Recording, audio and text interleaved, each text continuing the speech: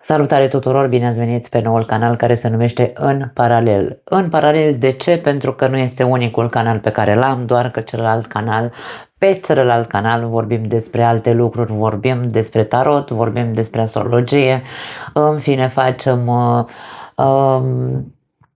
lucruri relaționate cu această, hai să spunem, acest misticism sau simboluri. Însă pe acest canal, da, în paralel cu viața, în paralel cu celălalt canal, vom vorbi despre lucruri legate de viață, legate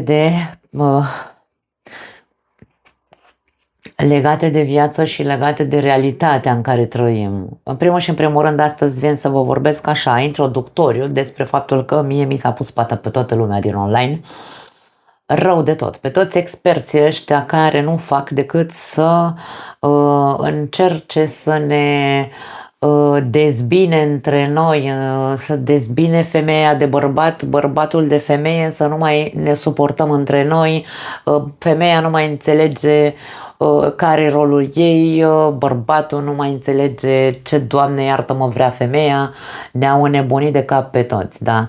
Toți acești experți pe care mie mi s-a pus pata nu încearcă decât din punctul meu de vedere să ne handicapatizeze pe toți, că nu știu cum să spun altfel. Cei care mă cunosc s-au obișnuit cu mine că sunt așa un pic mai zuză și mai directă, să zicem așa. Eu sunt pentru cei care nu mă cunosc, bineînțeles, mă prezint, numele meu este Nicoleta, sunt româncă, bineînțeles, sunt plecată din țară de acum 20 de ani, trăiesc în Spania. Aici am crescut, între ghilimele, aici am găsit o sursă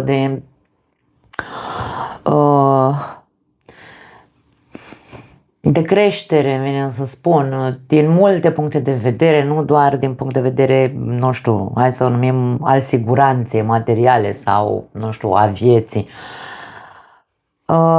În fine, am 48 de ani, nu neîmpliniți, mâine, poimine împlinesc 48 de ani și eu și pur și simplu singurul lucru pe care îl pot spune despre mine este că o să vedeți că am multe greșeli gramaticale. Româna mea este funcțională încă, însă nu la perfecție, confund cuvinte din spaniolă în română, fac câteodată așa o ciorbă de cuvinte, însă cam asta este așa despre mine, da? Câteva cuvinte. Sunt o persoană directă, îmi place adevărul, îmi place sinceritatea, îmi place să vorbesc pe șleau, la fel cum fac și pe celălalt canal unde talurile mele sunt realiste, ce văd aia zic și de foarte multe ori acolo, oricum vorbim despre un alt tip de tarot, facem tarot psihologic în care intrăm, nu știu, explic altceva decât ce se vede pe online cu suflete pereche și alte porcării de flower power, da? Bun. Deci, continuăm. Sunt o persoană extrem de directă, îmi place să vorbesc pe șleau, ceea ce nu coincide cu modul în care văd eu viața, dar atunci când văd handicapuri de genul ăsta sau experți care încearcă să ne facă pe toți să credem că suntem foarte special, domne, și că suntem traumatizați de nu mai știm de capul nostru, ne-au handicapat de tot cu atâtea traume și încearcă să ne întoarcă înapoi și înapoi în timpuri, să mergem strămoșii noștri, să facem constelații și toate rahaturile. Da, încerc să fiu nu că încerc să fiu calm, încerc să nu sperii pe nimeni, da? Că există poate să existe lume foarte sensibilă pe online-ul ăsta care să se sperie de o nebună ca mine. Nu sunt absolut deloc nebună. Cei care mă cunosc știu deja că nu sunt nebună. Cei care m-au cunoscut în particular sau mă rog în privat, în etalurile private, au văzut că sunt o femeie destul de întreagă psihic, să zic așa, da? Modul în care eu vorbesc are legătură cu faptul că nu mi se pare fair play, să spun așa, și de aia mi s-a pus pata pe tot online-ul ăsta cu experții ăștia, care ceea ce nu suport este că încearcă să ne facă să învățăm cum să mâncăm, să învățăm cum să ne creștem copiii, să învățăm ce să facem cu traumele noastre, să învățăm să nu mai avem așteptări, să învățăm să ne iubim, Domne, că noi suntem niște săraci, uh, niște săraci cu duhul și niște handicapați psihic și nu înțelegem că noi trebuie să avem grijă de noi, Domne, trebuie să vină ei să ne zică să ne iubim, trebuie să zică ei să nu mai avem atașamente, trebuie să vină ei să ne spună că trebuie să fim singuri fericiți sau să ne facem singuri fericiți, că de aia nu avem noi relații fericite, Domne, pentru că nu știm să fim fericiți singuri. Și nu, pe mine mă sufocă toate porcăriile astea, da? Mai ales de la experții ăștia, între ghilimele, care de fapt ei nu aplică în viața lor ce propovăduiesc.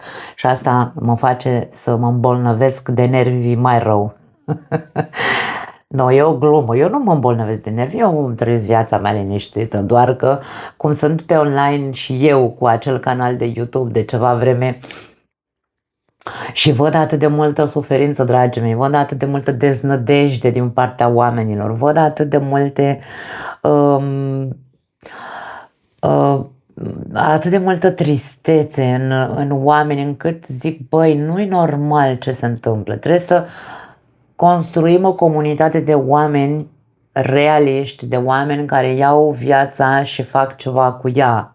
Din punctul meu de vedere, viața e foarte simplă. E foarte simplă, dragii mei. Singurul lucru pe care îl avem de făcut este să avem grijă să supraviețuim. Atât, restul sunt masturbare mentală din partea acestor persoane care propovăduiesc rahaturi. Și m-am dus cu gândul la constelații și la alte măgării de genul ăsta, că până la urmă, nu știu, eu nu am făcut și nici nu cred că o să ajung vreodată la constelații sau la hipnoza. Este singurul lucru care mă atrage, sau hai să numim așa, regresia, da? Dar doar de curiozitate, să văd dacă într-adevăr văd ceva despre mine în alte timpuri, în alte vieți, habar n-am, da? E singurul lucru care cu adevărat mă atrage, însă încearcă să ne învețe să ne iertăm părinții, încearcă să ne spună lumea că trebuie să fim smeriți, că nu trebuie, Domne, să ne mai... Nu că nu trebuie să ne mai enervăm, ne zice că nu e normal să fim nervoși, că noi trebuie să fim calmi, așa, zen tot timpul, da? Trebuie să încercăm să căutăm zenul în noi și că, nu știu, că ce se mai zice, că trebuie să învățăm să ne controlăm emoțiile. Eu nu spun că nu sunt de acord, nu sunt de acord cu modul în care ei încearcă să arunce pastile, că practic aruncă o pastilă așa, da, cum se zice în românește, îți aruncă o porcărie și o lasă acolo fără explicație, că întrebi, nu știu,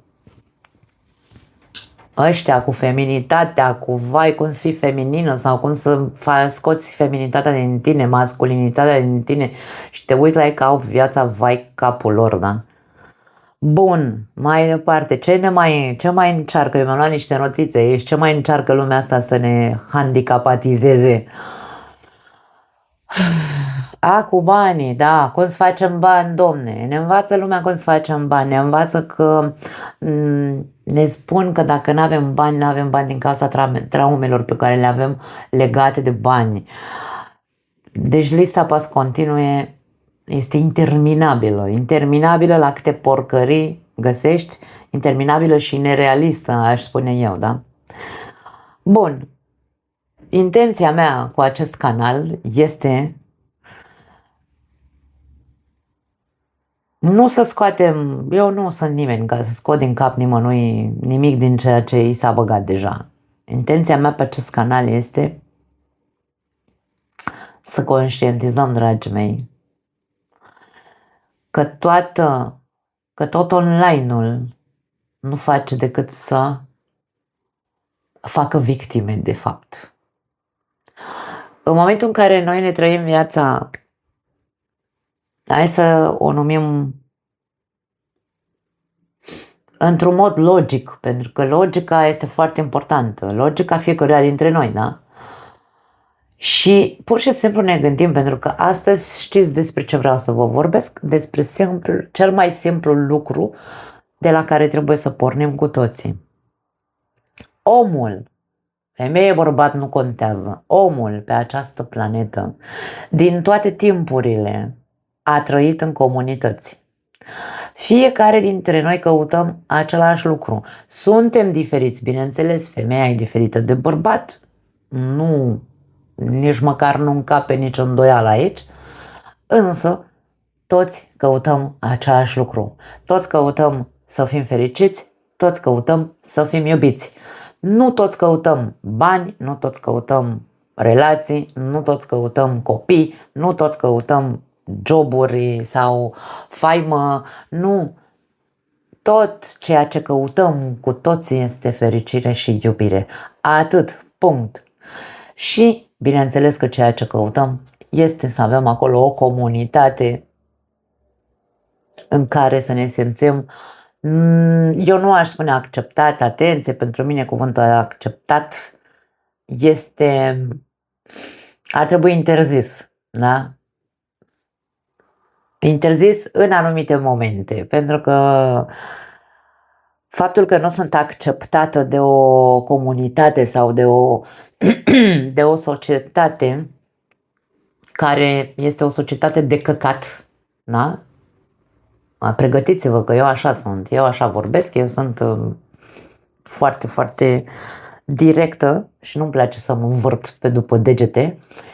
În momentul în care eu nu sunt acceptată, chiar dacă poate îmi doresc să fiu acceptată de societatea, că, vezi, Doamne, nu știu, sunt așa ei la nivel mai înalt și vreau și o tânjesc și bălesc să fiu primită acolo în grupurile lor de rahat. Și nu sunt acceptată, Doamne, îți dai seama ce mare tragedie va fi pentru mine? Îmi va cădea autostima, voi începe să mă duc pe cărări, că vezi, Doamne, e ce am eu și ce n-au ei, sau invers, era mai repede invers, ce au ei și ce n-am eu. Cu ce mă face pe mine, hai să spunem așa, mai fericită să mă accepte o societate, după cum am zis,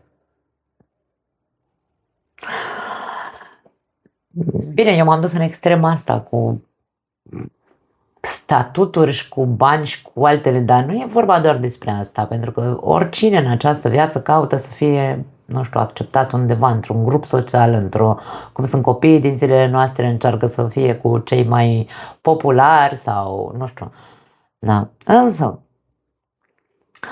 care e, hai să spun așa, esența la care vreau să ajung în acest material, pentru că materialul ăsta nu va fi despre aproape nimic, da? E doar așa să mă prezint eu și să-mi spun și o părerea că mi s-a pus pata pe online. Dar eu vreau să vă las așa cu un semn de întrebare și să scrieți în comentarii ce credeți voi despre această frază pe care eu mi-am scris aici, ca să nu uit, că eu sunt un pic cam uituc, am multe lucruri în cap, cu multe gânduri. Suntem consecința, da? Sau rezultatul, ca să nu sune atât de traumatic, da? Că poate sunteți mulți traumatizați pe aici de ăștia la alții care au încercat să vă handicapeze. Suntem consecința sau rezultatele acțiunilor părinților noștri. Iar copiii noștri sunt rezultatele sau consecințele acțiunilor noastre. Ce credeți despre această frază? Pentru că și experții în de toate, și experții în spiritualitate, și experții în tot felul de misticisme și de alte de-astea încearcă să prostitueze și partea asta spirituală, da? Și ni se spune că venim că suntem scânteia lui Dumnezeu, că Dumnezeu se află în noi, că, da, sunt vorbe, doar vorbe, n-au nicio altă explicație, da? Că noi alegem de copii să ne încarnăm în această viață și să ne alegem părinți. Noi ne alegem părinții, Domne. Da. Mă, și eu am credințele mele și eu cred într-o chestie de genul ăsta, dar nu fără niciun soi de explicație pentru mintea mea coerentă și logică, da? Pentru că trăim pe pământ. Deocamdată noi, nimeni nu ne-a confirmat și nici n-are cum să ne spună nimeni, băi, așa este. Uite, tu când erai așa un suflet mic rătăcit pe acolo pe un norișor, la un moment dat ai zis, bă, hai că vreau și eu pe pământ să experimentez și să văd ce, Doamne iartă-mă, fac oamenii ăștia sau spiritele astea care se numesc oameni. Și uite, aleg eu așa, mă gândesc eu pe norișorul ăla, aleg eu așa, uite, vreau cu părinții ăștia, că ăștia sunt aia care trebuie să mă învețe pe mine ce, ăia sunt ăștia care sunt alcoolici, care sunt violenți, se taie cu cuțitele de fiecare dată, dar eu la ăștia vreau să vin, că eu o să am multe de învățat de la ei în această viață. Pe bune, măi, oameni buni. Într-un mod logic și realist, dacă stăm să ne gândim, noi venim ca o consecință, că mama și cu tata s-a babardit și eu am apărut, domne. Pentru că pe acum 50 de ani aproape, când m-am născut eu pe planeta asta, nu știa mama și cu tata să facă altceva decât să se babardească și nu știau ce să facă cu rezultatul babardelilor, da? Și am apărut pe planeta asta și acum ce fac? Ce fac pe planeta asta? Stau și mă gândesc că mă duc ăștia pe o lume spirituală, pe norișorul ăla pe care chipurile mă gândeam eu așa să-mi aleg părinții ăștia violenți și mă întorc înapoi ei acolo ca să mă convingă într-un fel sau altul că, doamne, eu am ales acum.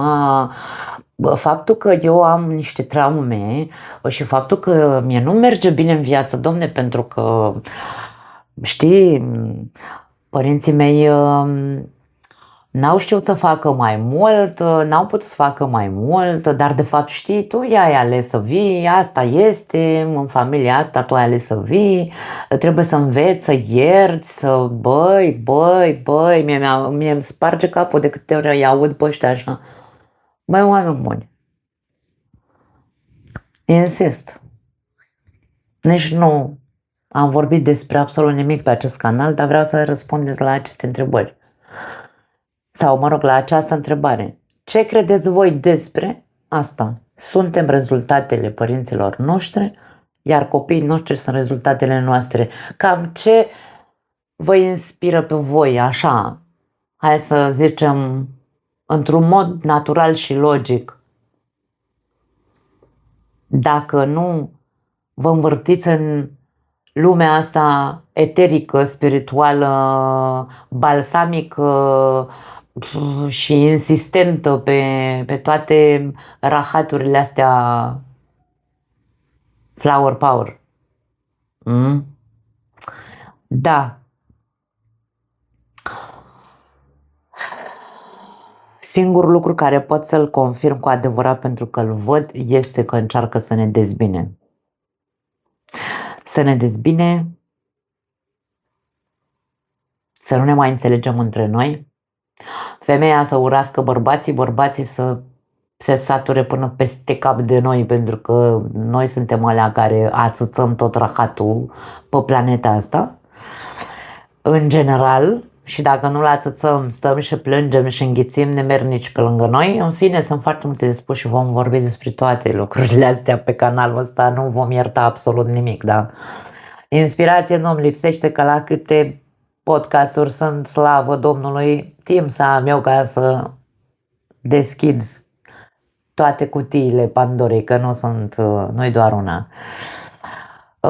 Ce mai vreau să zic? Eu vreau să spun despre mine că nu sunt expertă în nimic, deci la mine să nu vă așteptați să vă vin cu titluri, că sunt psiholog, că sunt vai, nu știu ce cursuri de spiritualitate am făcut eu și știi, urmăriți-mă pe mine pentru că eu am citit, domne, multe, da, eu am citit multe, am văzut multe, am experimentat multe, nu am rămas doar la citit, am experimentat, am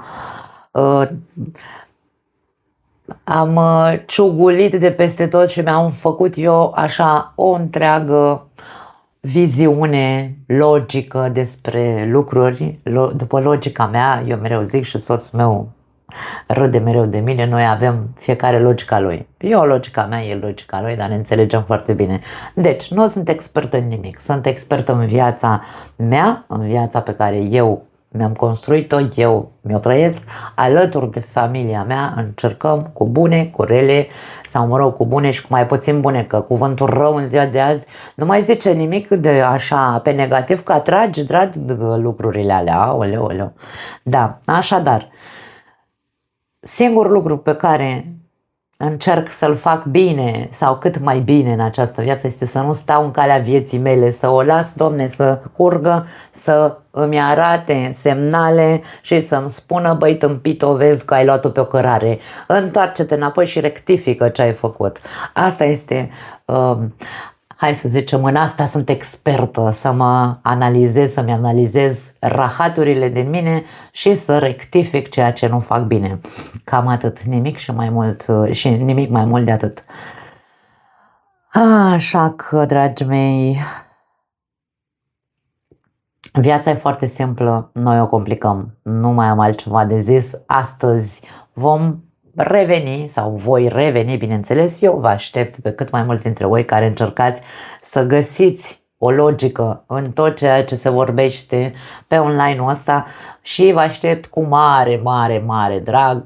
Ai, și haterii nu contează că și ei e oameni, nu e așa? Așa că, dragii mei, vă pupăcesc, ăsta este finalul pe care îl folosesc și pe celălalt canal. Vă pupăcesc și ne vedem în următorul material în care nu știu sigur despre ce voi vorbi, dar cred că voi vorbi despre așteptări, pentru că nu știu dacă neapărat despre așteptări sau voi începe exact cu întrebările astea, sau mă rog, cu întrebarea asta, cu fraza asta pe care v-am spus-o.